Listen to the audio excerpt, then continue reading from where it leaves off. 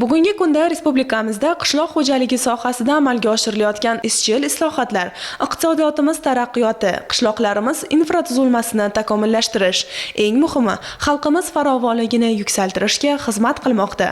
Ayniqsa, aholi ehtiyoji uchun zarur g'alla, meva-sabzavot va boshqa oziq-ovqat va qishloq xo'jaligi mahsulotlari yetishtirishga alohida e'tibor berilyapti. Chiroqchilik fermerlar ham bu imkoniyatlardan ruhlanib, yangi bog'-rog'lar barpo etib, bog'dorchilikni serdaromad sohaga aylantirish, har bir oila tomorqasida mevali daraxtlar mavjud bo'lishini ta'minlash, hosildorlikni oshirish, intensiv va zamonaviy texnologiyalarni keng joriy etish borasida salmoqli ishlarni amalga oshirmoqda.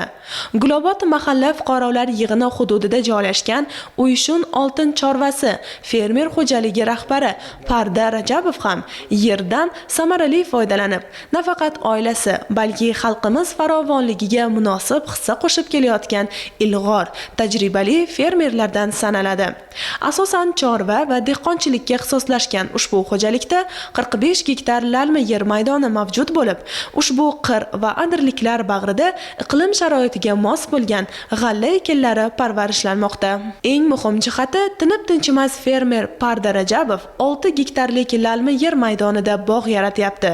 Buning uchun yer osti zaxira suvidan foydalanish maqsadida artizan quduq qazilib, oqova suv chiqarildi.